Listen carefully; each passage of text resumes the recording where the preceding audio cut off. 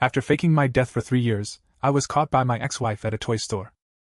She wore 10-centimeter red-soled high heels, her scarlet nails digging into my throat. Lin-mo, not only are you not dead, but you also got someone else pregnant? The little one in my arms was holding up a toy, calling me daddy. This death scam, born out of pride, ultimately became the execution ground that slowly tortured me. She acquired my company, locked me in a villa, and whispered breathlessly in my ear. Since you love playing daddy so much, why don't we make it real? The afternoon sun at 3 o'clock cast diamond-shaped light spots across the mall's dome. I carried 3 bulging shopping bags, a thin layer of sweat clinging to the nape of my neck. Lin Ray dashed through the crowd like an unleashed little mad dog, waving his newly bought transformer, his school uniform collar askew over one shoulder. Bro! I want that limited edition Gundam! He suddenly froze in front of the toy store window, his chubby finger tapping the glass. I'm the only one in class who doesn't have it. I rubbed my sore elbow, already the 5th. Must-have. Toy of the day. 3 years ago, after faking my death, I used the identity, Shinemo, to deliberately transfer the old house left by my parents to Lin Rui, who had just started elementary school. Traveling 40 kilometers every week to see him became the only light in my meaningless life. I just bought you a Lego castle last month. I thumped the shopping bag on the ground, adopting the stern older brother stance. Lin Rui, your pocket money limit has been exceeded. Lin Rui immediately pouted, his eyelashes glistening with tears, a trick that had worked like a charm since he was 5. But Zhang Hao said only kids whose families pick through trash can't even afford this toy. That's bullshit. My blood boiled as I bent down and pinched his chubby cheeks, a mischievous impulse suddenly taking hold. Call me dad and I'll buy it. No dad, no deal. With our parents gone so early, I've had to be both brother and father to him. A little dark humor can't hurt, right? Lin Rui was indeed shameless, happily calling out, Dad, and immediately reaching for the Gundam model. You're really shameless. I laughed helplessly, ruffling his hair, then turned and waved to the shop assistant. Could you please hand me that toy? Just as my fingertips were about to touch the packaging box, a familiar cold fragrance drifted into my nostrils. Like a red rose frozen stiff in the snow, carrying a sharp sweetness, it had wrapped around my neck countless times in the dead of night. Blood rushed violently to the top of my head, only to freeze into ice the next second. I turned around stiffly, colliding with a pair of almond-shaped eyes that seemed forged from ice. Su-won leaned against the toy store's doorframe, her figure wrapped in a sharply tailored black suit dress. The neckline was cut just right, revealing delicate collarbones and a hint of cleavage. Her 10-centimeter red-soled stilettos clicked against the gleaming floor, the heels sharp as knives, poised to pierce my heart at any moment. I couldn't withstand the pressure and lowered my head after just half a second of meeting her gaze. Her eyes held nothing but a trace of shock and overwhelming fury. Lin-mo. Su-won's red lips parted slightly, her voice laced with icicles as her gaze darted between me and Lin Rui before finally settling on the child's features that bore a striking resemblance to mine. So you're not dead after all. Lin Rui, frightened by her terrifying aura, hid behind me, his small hand clutching tightly to my pant leg. My throat tightened, but I forced myself to stay calm. President Su, you've mistaken me for someone else. My name is Shinemo. Mistaken you? She chuckled softly, walking slowly toward me. With each step, the click of her high heels on the floor felt like a hammer striking my nerves. When she reached me, she tilted her head slightly, her crimson nails almost touching the tip of my nose. Lin-mo, I'd recognize you even if you were ashes. And what's with this kid? Calling you daddy? Is he your bastard child with some other woman? And no, he's my younger brother. I hurriedly explained, my heart pounding so hard it felt like it would break through my ribs. Su-won, listen to me. Don't call me by my name. She snapped sharply, her eyes suddenly turning fierce. 3 years ago, you accidentally died in international waters, with no remains left. I've been mourning you for 3 years. Turns out it wasn't an accident, you just ran off with your mistress, didn't you? The surrounding customers turned to look, pointing and whispering about us. My face burned with shame, and I tried to pull her away from this trouble spot, but she shook off my hand. Lin-mo, you're really something. She stepped closer, her cold fragrance almost drowning me. Knowing how much I hate divorce, you faked your death to escape me?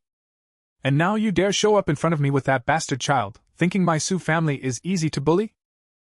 It's not what you think. I was so anxious that sweat beaded on my forehead, but her aggressive manner also sparked my anger.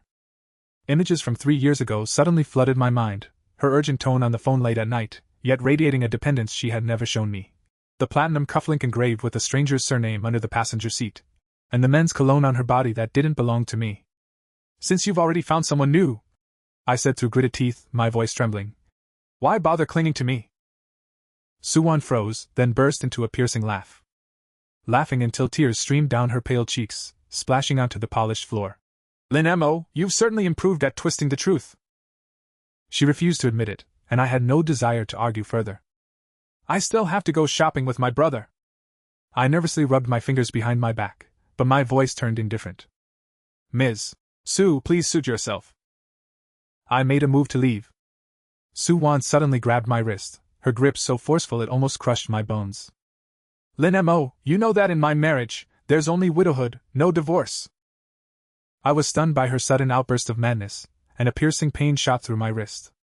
Lin Ray burst into tears with a "Wah!" pounding Suwon's leg and shouting, "You're not allowed to bully my brother!"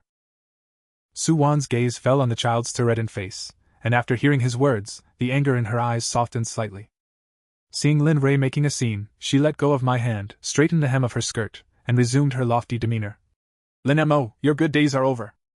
You know what I'm capable of." With that, she turned and left, her bodyguards following closely behind.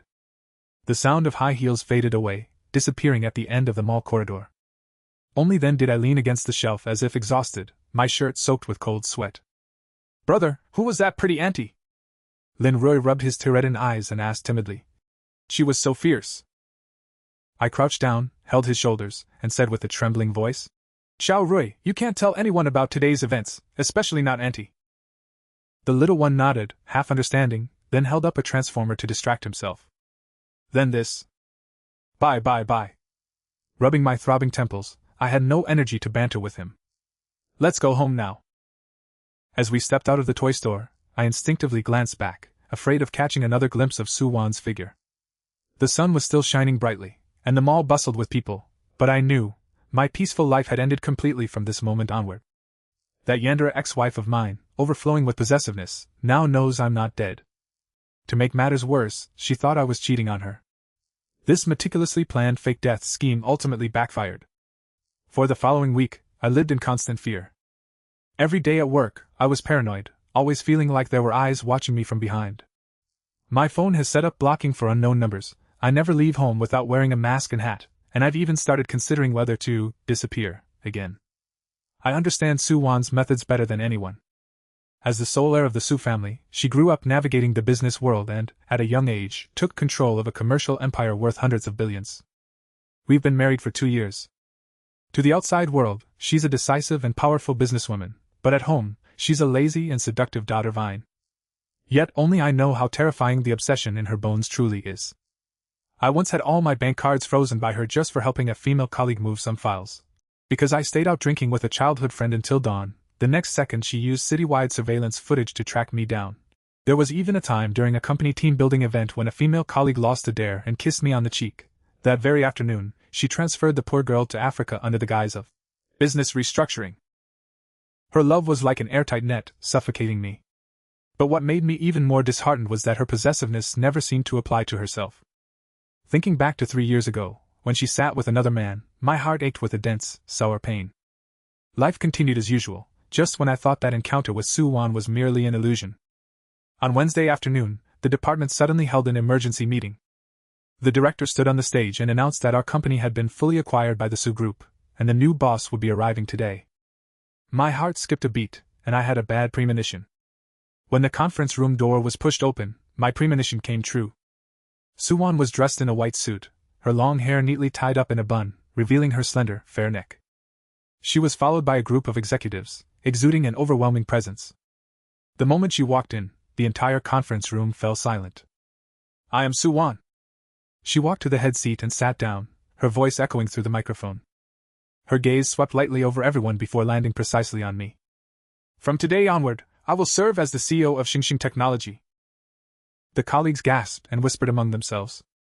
I lowered my head, wishing I could find a crack in the ground to hide in. After the meeting, just as I was about to slip away, her special assistant called out to me. "Mr. Chin, President Su wants you to come to her office." The CEO's office was decorated in minimalist luxury, with floor-to-ceiling windows overlooking a dense array of skyscrapers. Suwon sat on the leather sofa, twirling a pen in her hand, and glanced up at me. Sit. I nervously perched on the single sofa across from her, my palms sweating. The marketing department needs a manager. She got straight to the point, her tone unreadable. Your performance has been solid these past 6 months. Interested in giving it a try? I was stunned. A promotion? This isn't her style. Wanwan. Don't call me Wanwan. She suddenly erupted in anger. You scumbag, you don't deserve to call me that. I chuckled. A single leaf obscures the eye. People can never believe what they refuse to accept. I simply fell silent. There's a drinking party tonight. Come with me. In the end, it was she who couldn't hold back. She stood up and walked over to me. The cool fragrance on her, mixed with a faint hint of peach, was her signature perfume. She leaned in slightly, her collar gaping to reveal a glimpse of spring, her fingertips brushing my Adam's apple with deliberate casualness. Dress properly, don't embarrass me. The touch was cold yet intimate, like a serpent's tongue flickering over skin. My body stiffened as memories of our time as husband and wife flooded back, those unbearably intimate moments. Me. What's wrong? She arched a brow, smiling, though jealousy smoldered deep in her eyes. Going home to your wife and child? I gritted my teeth and agreed. I'll go. Under someone else's roof, one has to bow their head. Lin Ray is about to start middle school. But I don't have much savings in hand. Right now, I have no capital to refuse. At 7 in the evening, dressed in the suit Suwon had prepared in advance, I stood at the entrance of the 5-star hotel, waiting for her. The evening breeze was slightly chilly, stirring unease in my heart. A black Bentley slowly pulled up and stopped right in front of me. The car window rolled down, revealing Suwon's delicate profile. She had changed into a burgundy spaghetti strap maxi dress that accentuated her graceful curves, with a diamond necklace glittering under the streetlights around her neck. Get in, she said succinctly. The atmosphere inside the car was suffocatingly oppressive. I watched the night scenery rush past outside the window, pretending not to notice the glances she cast my way from time to time. Your tie is crooked. She suddenly reached out, her fingertips brushing against my neck as she deftly straightened and retied it. The pads of her fingers carried a slightly cool temperature, and when they touched my skin, I flinched back like I'd been shocked. She chuckled softly, withdrawing her hand. What's wrong? Afraid I'll eat you? I don't dare, I murmured in a low voice. You don't dare? She took a step closer, her breath as fragrant as orchids. Then how did you dare to leave my sight 3 years ago? I turned my head away, my eyes filled with bitterness. The drinking party was set up in the top-floor private room. As soon as the door was pushed open, deafening laughter could be heard. Seated in the private room were 7 or 8 prominent business figures. Upon seeing Suwon enter, they all rose to greet her. President Su, you've finally arrived! A beer-bellied boss smiled, extending a glass of wine while his gaze lingered on me. And who might this be? My assistant, Shinemo, Suwon replied, taking the glass with a calm tone. Just promoted. I thought I'd bring her out to broaden her horizons. I followed behind her, forcing myself to remain composed as I greeted everyone. After a few rounds of drinks, the atmosphere gradually warmed up. The beer-bellied boss, emboldened by the alcohol, approached me with his glass. Assistant Shin looks unfamiliar. Where did you work before? Before. I was about to make up a lie when Suwon interrupted. Before he was just drifting along at a small company, she said with a smile, subtly stepping in front of me. I picked him up to work as a laborer. If President Wang is interested, why don't we discuss the collaboration on that plot of land in the east of the city? Throughout the entire drinking session, I was like a marionette, ordered around by Suwon. She had me pour wine for this person, toast that person, and even when President Wang deliberately made things difficult by pressuring me to drink, she smiled and said, Shinemo can't hold his liquor. I'll drink this glass for him. Then tilted her head back and downed the entire glass of baijiu in one gulp. Her profile looked exceptionally delicate under the light, the line of her neck graceful, and when her throat moved, it carried a breathtaking beauty. By the time the gathering ended, I was so drunk I could barely stand. Suwon asked the driver to take me home, but she herself got into the passenger seat. The car was filled with the strong scent of alcohol and her cool fragrance. I leaned back in the seat, my stomach churning. Feeling sick? She turned her head and handed me a bottle of mineral water. I took the water without a word. The atmosphere dropped to freezing point once again. Lin Mo. She stared at the steering wheel, suddenly speaking, her voice carrying a barely noticeable tremor. I can accept Lin Rui, but can you give me an explanation? Why did you insist on leaving 3 years ago? The alcohol amplified her emotions, and the grievances buried deep in her heart suddenly surged up. An explanation? What should I explain to you? Explain the late-night calls from other men? Explain the cufflinks in your car? Or explain the unfamiliar perfume on you? You pretend to be so devoted. When you were embracing another man, why didn't you think about how your marriage only allows for widowhood, not divorce? You're full of it. Her voice suddenly turned sharp. Is that how you see me? After realizing what had happened, she fell into deep thought again, her tone uncertain. Are you talking about my cousin? What kind of cousin is that? Do you think I believe that? Not just that. I waved my fists like a madman in front of her. I've had enough of your control. Enough of your constant surveillance. Enough of your inexplicable suspicions. Suwan, you don't understand what love is at all. She froze, her eyes suddenly reddening. After a few seconds of silence, she suddenly laughed and muttered to herself, tears streaming down her face. So that's how it is. She suddenly lunged forward, grabbing my collar, her scarlet nails almost digging into my flesh. Lin Mo, I will give you evidence of my innocence. But I'm sorry, I have to pretend I didn't hear the rest of what you said. Lin Mo, your entire life belongs to me. Her face was very close to mine, tears still clinging to her lashes, her eyes swirling with anger, resentment, and a hint of madness I couldn't comprehend. Alcohol had destroyed the part of the brain that governs reason. She suddenly raised her head, pressed against me, and kissed my lips. The back of my head hit the car window, and my eyes welled up with tears of pain. Yet slowly, I found myself responding too. The kiss carried the strong scent of alcohol and 3 years of pent-up longing, shifting from an initial fierce collision to something lingering and tender. Her lips were soft, infused with the rich aroma of red wine, as addictive as opium. She reached out to wrap her arm around my waist, and I didn't resist. Instead, I encircled her neck with my arms, deepening the kiss. The temperature in the carriage rose sharply, our breaths intertwined, creating an intoxicating and suffocating intimacy. It felt like an eternity before we finally pulled apart, gasping for air. She leaned against my chest, her cheeks flushed and her gaze hazy. I looked at the redness around her eyes, and a surge of intense emotion suddenly welled up in my heart. Suwan, I said softly, I'm waiting for you to clear your name.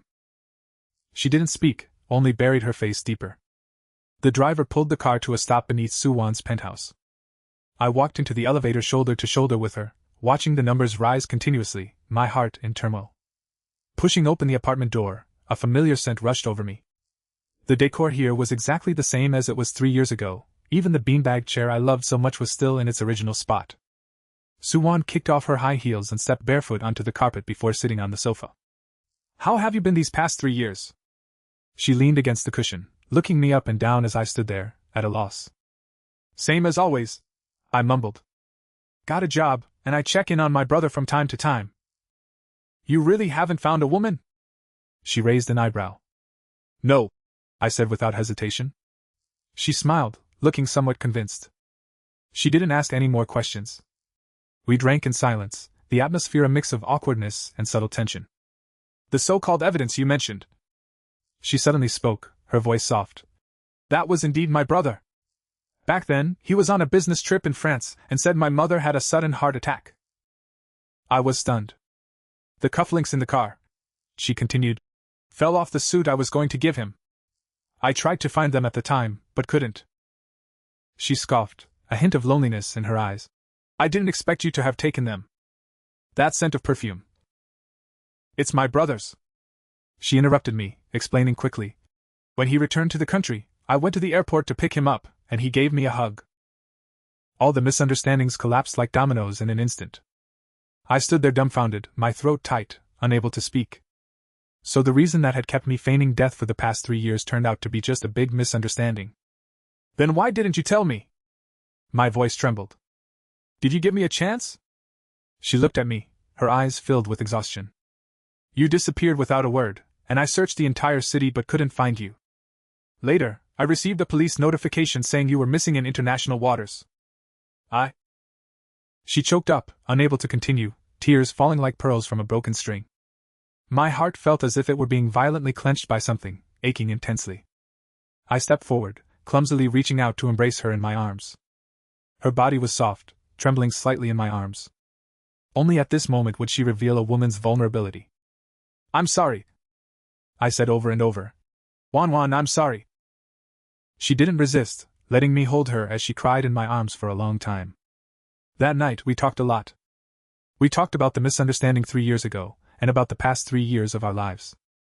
She said that after I died, she locked herself at home for 3 months and lost over 10 pounds. She said she hated me for leaving without saying goodbye, yet couldn't help thinking of me every late night. She also said she had even made plans to fight for me, even if it meant competing with that non-existent wife. Alcohol and guilt intertwined, the atmosphere flowing naturally. Like countless nights before, we embraced and walked into the bedroom together. Moonlight streamed through the floor-to-ceiling window, illuminating her delicate collarbone and the graceful curves of her body. She stood on tiptoe to kiss me, our lips and tongues entwined, carrying the longing suppressed for 3 years. Her hands unbuttoned my shirt, her fingertips tracing my skin with a scorching heat. I held her, feeling her soft body and rapid heartbeat, all reason crumbling in this moment. "Linemo," she gasped in my ear, her voice seductive. "Don't leave me again." I nodded, lowering my head to kiss her lips. That night, we were as if trying to make up for all the time we had missed over these past 3 years, indulging in endless intimacy. In my arms, she was sometimes like a gentle kitten, sometimes like a fierce little wildcat, demanding my love while also giving hers. When I woke up the next day, I even felt a bit of an ache in my lower back. Suwon was still asleep, her breathing steady. I gazed at her peaceful sleeping face, my heart filled with tenderness and guilt. I gently got up, dressed, planted a soft kiss on her forehead, and then tiptoed out of the apartment. When I returned home, Lin Rui was still asleep. I had just cooked a bowl of noodles for him when I received a call from Suwon. "Why leave without saying goodbye?" Her voice carried the languor of just waking up. "Can't let my little brother go to school on an empty stomach." "Oh, then when are you coming to the office?" "I'll be waiting for you in the office." She paused, her voice softening. "Remember to wear the suit I bought for you." I froze for a moment before remembering that she had stuffed a new suit into my bag last night. After hanging up the phone, I looked at myself in the mirror and couldn't help but smile. Maybe we really could start over.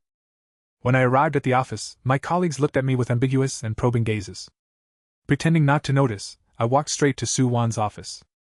Just as I reached the doorway, I saw a girl in a pink dress coming out from inside. The girl looked to be in her early 20s, with a delicate and charming appearance. Her eyes lit up when she saw me. "You must be Shinemo?" she said with a smile, her voice sweet. "My name is Bai Weiwei, from Xinhua Group. I'll be interning at your company from now on. Please take care of me." I nodded, not paying much attention. Pushing the door open, I walked into the office. Suwon was sitting behind the desk, looking at some documents. When she saw me come in, she looked up and smiled. "You're here?" I walked up to her. "Who was that just now?" "The daughter of Xinhua Group," she said lightly. "She's here to experience life. Her father and my father are old acquaintances, so I couldn't refuse." I didn't pay much attention to it, and reported my work to her. Just as I was about to leave after finishing the report, she called out to me. "Dinner together tonight?" she asked. "Okay," I agreed with a smile. At 6 in the evening, I arrived at the agreed-upon restaurant on time. Shortly after sitting down, I saw Bai Weiwei walking arm-in-arm with a middle-aged man. The man saw me and greeted me with a smile. "Assistant Shin is here too? What a coincidence." "It's Mr. Wang from that day's drinking party." I smiled awkwardly. Bai Weiwei sat down across from me and said with a smile, "What a coincidence, Assistant Shin. You're here for dinner too?" "Meeting a friend," I replied. "Male or female?" she asked curiously. "Female." "Oh," she dragged out the tone, winking. "Is it your girlfriend?" I was about to explain when I saw Suwon standing not far away, looking at us with a livid face. Her high heels clattered as she walked straight to my side. One look and I knew her old habit had flared up again. "Suwon!" I hurriedly grabbed her wrist, lowering my voice. "Listen to me explain. It's not what you think." "Not what exactly?" She shook off my hand, her gaze cold as ice. "Did you hook up with her?" I was so anxious that sweat beaded on my forehead. "She came with President Wang," I just ran into her coworker? She sneered, raising her hand to tug at my ear. Your last coworker has already been tanned black in Africa. When eating, there was not a hint of a smile on her face. After finishing her meal, she simply turned and left. Watching her resolute back, I felt a wave of helplessness in my heart. Bai Weiwei looked like the kind of child from a wealthy family who was sent to gain experience, so I guessed Su Wan wouldn't be able to send her to Africa. In the days that followed, Su Wan treated me with unusual coldness. She no longer called me to her office, no longer spent time alone with me, and even when we bumped into each other at the company, she would only give me a faint nod. But I could sense that she was secretly watching me all along. Every time I spoke to Bai Weiwei, I could always feel that icy gaze on my back. Sometimes I would shamelessly cling to Su Wan, trying to ease the tension between us. But all I got in return was soreness the next day. Nothing else changed. What's even more infuriating is that Bai Weiwei seemed completely oblivious to the awkwardness, as if she had latched onto me for good, coming to see me every single day. Sometimes she'd bring afternoon tea, other times she'd make excuses to ask for advice. I've tried many times to keep my distance from her, but she always finds some legitimate reason to appear in front of me. What's worse is that every time we, accidentally, meet, Su Wan happens to witness it.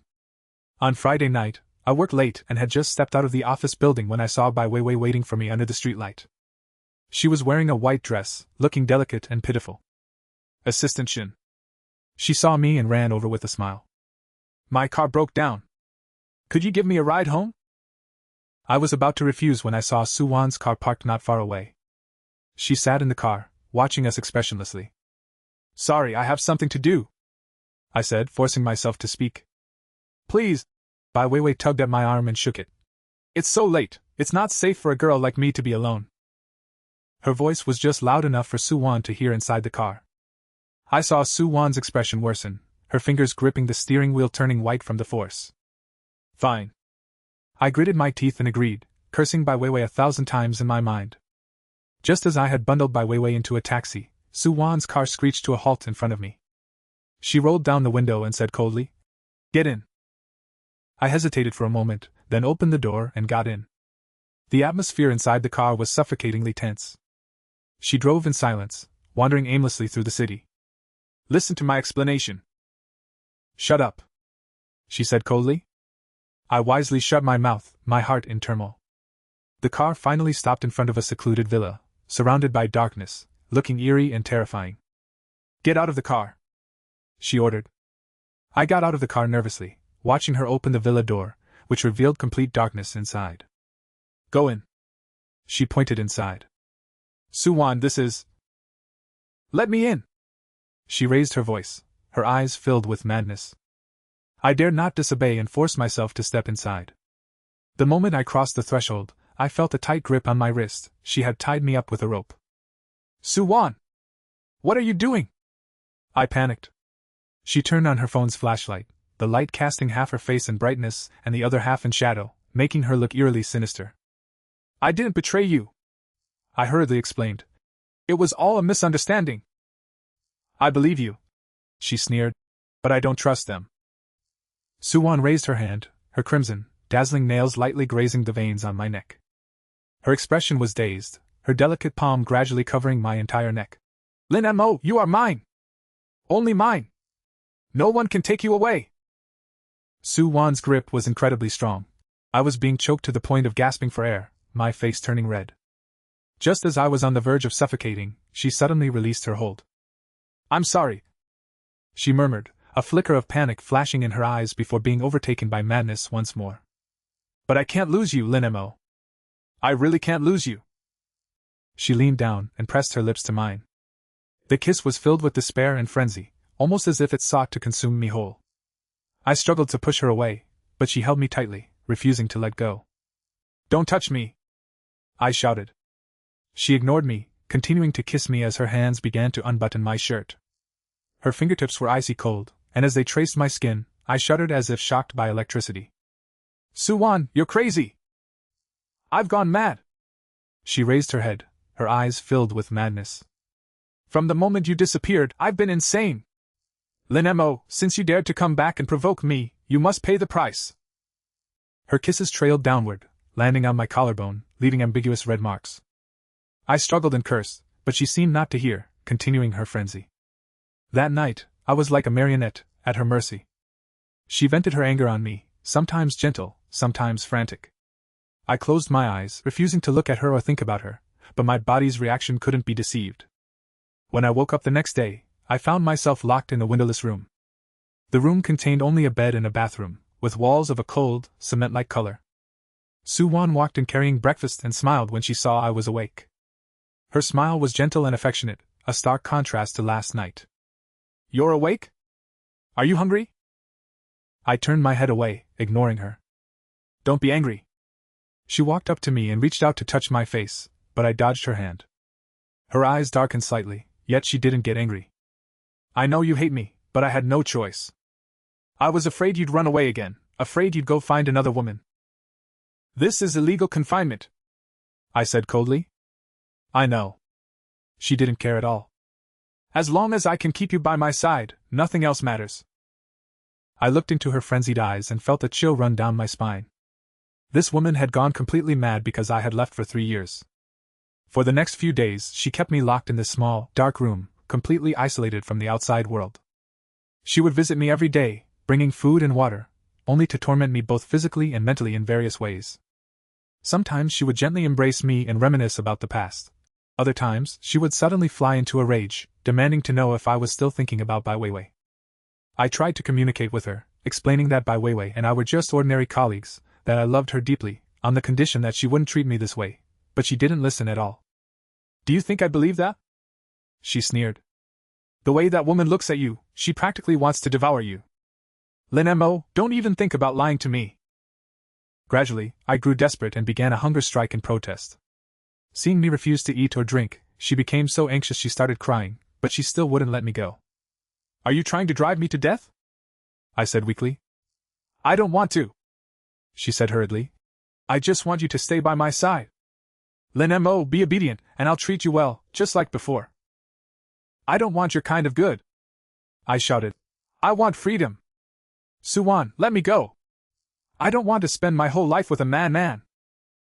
She froze, then lunged at me like a madwoman, holding me tightly. "I won't let go. Not even in death. You're mine. Mine for this lifetime." Just as I was about to be driven crazy by her, the door was suddenly kicked open. Bai Weiwei rushed in with a group of bodyguards. Seeing the scene before her, she exclaimed, "Soo-won! You've gone too far." Soo-won's face turned pale when she saw them. Bai Weiwei's bodyguards immediately stepped forward and untied the ropes binding me. "How are you?" Bai Weiwei supported me, her face full of concern. "I'm fine," I said weakly. "Soo-won, you've committed illegal confinement. I've already called the police," Bai Weiwei said coldly. Soo-won looked at me, her eyes filled with despair and anger. At that very moment, her phone rang. She answered the call, and though I couldn't hear what was said, her expression grew increasingly grim. Finally, she shot me a fierce glare before turning and walking away. "What's with her?" I asked in confusion. "My dad called her father," Bai Weiwei explained. "Although the Su family has influence, our Xinhua group isn't to be trifled with either." A wave of fear and gratitude washed over me. I never expected that she would be the one to save me in the end. After being rescued, I fell seriously ill. Lying in the hospital, staring at the ceiling, my mind was filled with a mix of emotions. Towards Soo-won, I felt a deep sense of fear and disgust, yet occasionally, when I recalled her desperate gaze, I couldn't help but feel a pang of heartache. Bai Weiwei often comes to visit me, bringing all kinds of nourishing supplements, and showing great concern for my well-being. I know she has feelings for me, but my heart belongs only to Soo-won, even if that relationship is filled with pain and torment. "Assistant Shin, stop thinking about Soo-won," Bai Weiwei says softly, sitting by my bedside. "She doesn't love you at all. She just sees you as her possession." I didn't say anything. "Be with me," she suddenly says. "I will treat you well and won't hurt you like she does." I froze, then shook my head. "I'm sorry, I already have someone in my heart." Bai Weiwei's face darkened, and she said no more. After being discharged from the hospital, I quit my job, changed my phone number, and moved to a place where Soo-won couldn't find me. I wanted to completely break free from her and start a new life. But I underestimated Soo-won's abilities. Before long, I realized I was being followed. Whether I went to the supermarket or the park, I could always feel that familiar gaze behind me. I knew it was Soo-won. She lurked beside me like a ghost, neither disturbing nor leaving. I felt deeply conflicted. On one hand, I feared her madness and wanted to stay far away from her. On the other hand, I couldn't help but recall countless wild nights and her deeply affectionate gaze. Bai Weiwei continued to pester me relentlessly, often finding various excuses to ask me out. I refused time and again, but she acted as if she hadn't heard, continuing to do as she pleased. What's even more troublesome is that Bai Weiwei's suitor started causing problems for me.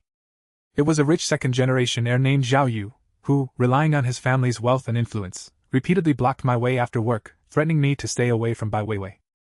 "Kid, you'd better back off if you know what's good for you," Zhao Yu said with a cigarette dangling from his mouth, looking utterly arrogant. "Weiwei is out of your league." I couldn't be bothered with him and simply turned to leave. I never expected he would hold a grudge. It was a weekend, and I took Lin Rui to the park. The little guy had recently become obsessed with skateboarding and kept pestering me to teach him. I held on to him as he practiced slowly in the park. The sun was shining brightly, and the park was crowded with people, creating a peaceful atmosphere. Just as Lin Rui was finally able to glide a short distance on his own and ran toward me in excitement, an unexpected incident occurred. Zhao Yu suddenly burst out from the nearby bushes, holding a knife, and charged straight at me. His eyes were wild, and he shouted, "It's all you! It's all because of you! Weiwei doesn't like me anymore! Because of a loser like you, she actually wants me to leave you and make my family go bankrupt." My heart tightened, and I instinctively tried to shield Lin Rui behind me. But it was already too late. The knife had already thrust forward. I closed my eyes, thinking I was surely going to die this time. But the expected pain never came. I opened my eyes and saw Su-Wan standing in front of me. The knife had pierced her back. Blood instantly stained her white shirt, like a blooming red plum blossom. "Wan Wan!" I cried out in shock and rushed over. Zhao Yu was also stunned, probably not expecting someone to suddenly rush out and take the knife for him. The surrounding people snapped out of their daze and quickly stepped forward to subdue him. "Are you okay?" I held Su-Wan in my arms as her body went limp, her face pale and lips turning purple. "Linemo." She looked at me, a faint smile appearing at the corner of her mouth. I'm fine." "Don't speak." I was so frantic that tears fell as I held her, shouting to the people around, "Call an ambulance. Hurry." The ambulance arrived quickly and carried Su-Wan onto the vehicle. Holding Lin Rui, I also got into the ambulance. The little one was terrified, clinging tightly to my neck and crying softly. I patted his back to comfort him, but my gaze remained fixed on Su-Wan. Watching her brows furrow in pain and her face turn pale, my heart ached as if cut by a knife. This woman always expresses her love in the most extreme ways. 7. In the hospital, the doctor said the knife wound was deep, almost hitting a vital spot, but fortunately, she was brought in just in time. When Su-Wan woke up, the first person she saw was me. "You." She opened her mouth, her voice hoarse. "I'm here." I held her hand. It was very cold. "Where is Lin Rui?" she asked. "I had a friend pick him up, don't worry," I replied. She nodded, closed her eyes, then opened them again, looking at me. "Linemo, I'm sorry. Ever since you left me, I've been going crazy. I saw a therapist, I've been through treatment. You don't blame me anymore?" Her words, stirred by seeing me, lost all logical coherence. Here and there, but all in all, she just misses me. I looked at her, and she clung to my arm like a large dog. I suddenly felt a pang of heartache and shook my head. "It's not your fault anymore." "I'm sorry." Her tears fell. "I shouldn't have locked you up, shouldn't have." "Stop talking."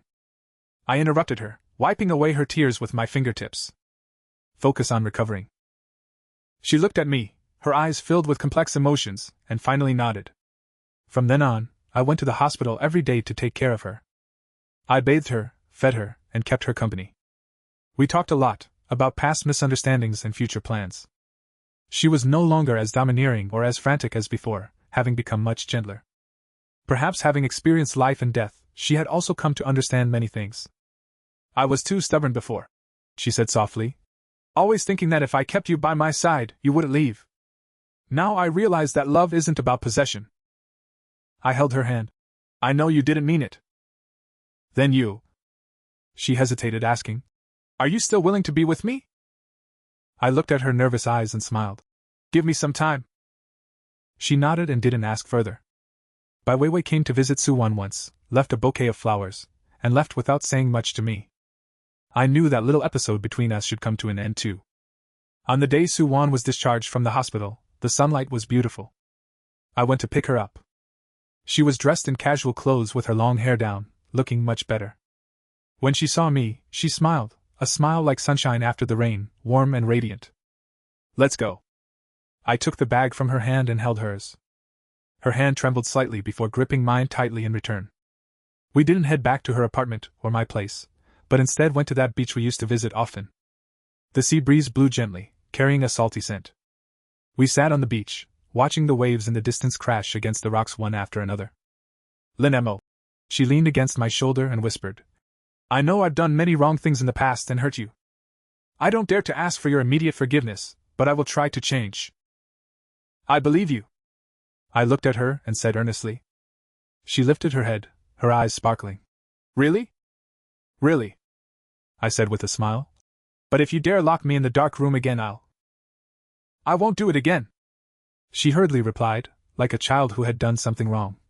"I promise." I couldn't help but laugh and lowered my head to kiss her forehead. The setting sun stretched our shadows long across the ground. I held her hand as we walked along the beach, the waves occasionally rolling in to wet the cuffs of our pants. "By the way," I suddenly remembered something. "You still haven't apologized to me for the misunderstanding at the toy store." "Why should I apologize?" She raised an eyebrow. "Who could have guessed you'd make that kind of joke about your brother?" "What do you know? I've been playing both father and mother these past few years," I said with a grievance. "Humph." She snorted softly, suddenly stopping and turning to embrace me, her breath warm and fragrant in my ear. "But since you've been so good, I can make it up to you in other ways." Her kiss descended, carrying the salty scent of sea breeze and the warmth of sunlight. I held her tightly, responding to her kiss. In the distance, seagulls circled in the sky, their cheerful cries echoing. Sunlight bathed us, warm and beautiful. I know our future won't be smooth sailing, there may still be arguments and misunderstandings. But as long as we hold each other in our hearts and are willing to trust one another, we can overcome any difficulty. After taking my younger brother shopping, my younger ex-wife discovered I wasn't dead. This seemingly absurd reunion somehow brought us back to each other. Perhaps this is fate. After all the twists and turns, it's still you.